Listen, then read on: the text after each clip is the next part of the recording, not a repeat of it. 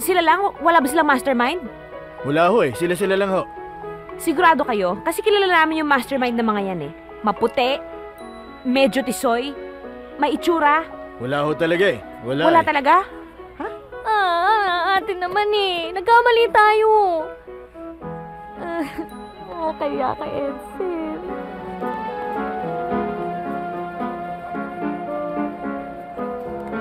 Edsel, gusto ko lang sanang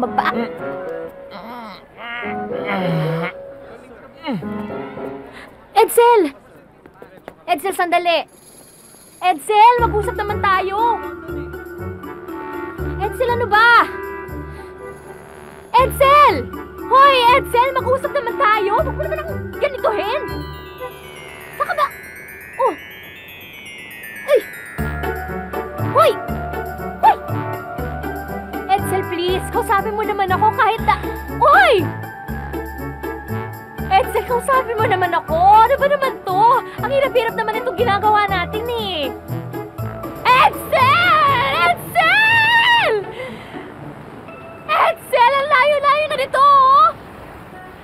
Bakit hindi mo sabihin sa akin kung ayaw mo akong kausapin, hindi yung naghahabol ako sa'yo na ganito?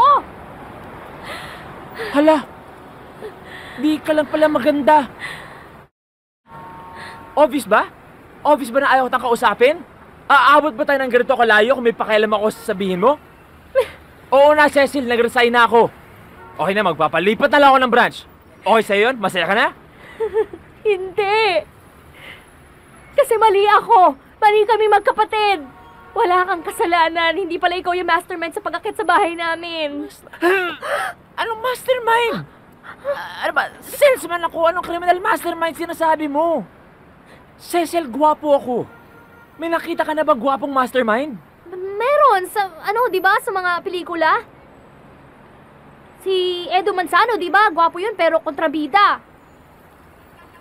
Kung sa bagay, no? O, di ba? Eh, iniba mo yung topic eh! Kung ano-ano iniisip mo sa akin, hindi mo ako kilala. Hindi kita kayang patawarin. Niyurakan mo yung pagkatao ko, Cecil. Hindi magpakilala ka. Gusto kita makilala. Sabihin mo, gusto mo makipag-date sa akin. Anong makipag-date? Hindi, gusto lang kitang makilala. Ano ka ba? Kirengking. Sige.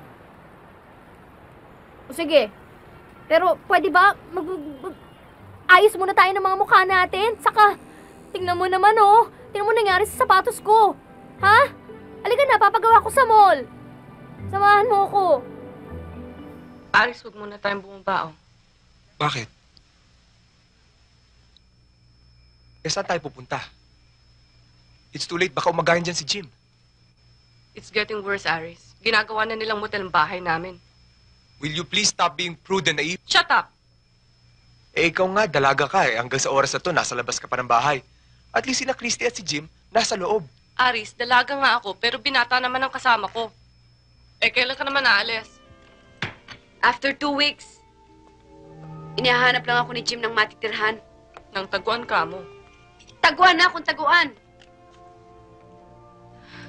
Susie, will you please stop being dramatic? Pinahihinto na ako ni Jim sa pagtatrabaho. Sa Batangas na raw niya ako ititira. At ikukuha raw niya ako ng maid. At every weekend, pupuntahan daw niya ako doon. Pag malapit na raw akong manganak, ay doon na raw siya titira. Sa akin.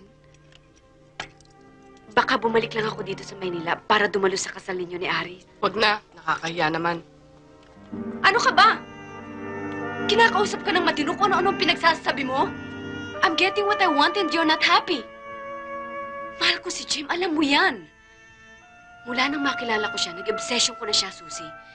Hindi naman daw niya ako pababayaan eh. Ano pa bang masama doon? Ang ginagawa mong masama. Nang-agaw ka ng asawa ng may asawa.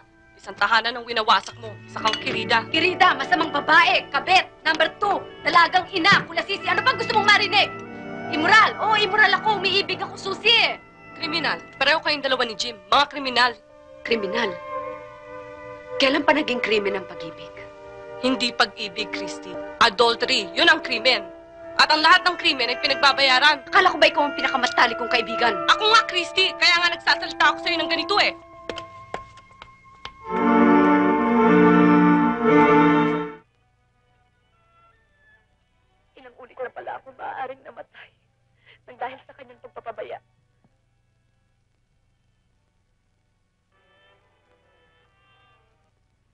Malaking utang ni Don Roman, inay. Ni Doña Monica. Yung buo nilang pamilya.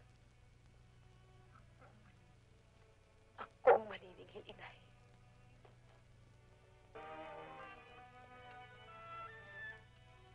Kung ngayon, mataas sila. Di maabot. Nagkikislapan. Parang mga tala. Pinangangako ko, inay. Bukas. Bukas. Lulunod ang mga tala.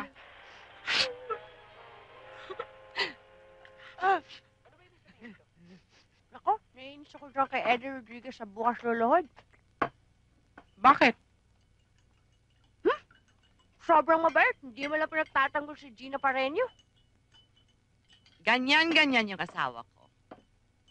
Si Lolo Carlo, yung pangatlo? Hindi. Si Lolo Enrique. Yung pang-apat. Hindi. Panglima si Enrique. Hay nako, whatever number. Ang punto doon, iniwan pa rin niya si Gina Pareño. Ganyan talaga mga lalaki nang iiwan. Di naman lahat. Eh, paano niyo naman nasabi yun, Nay? Eh, hindi ba nga, iniwan naman tayo ng mga tatay namin?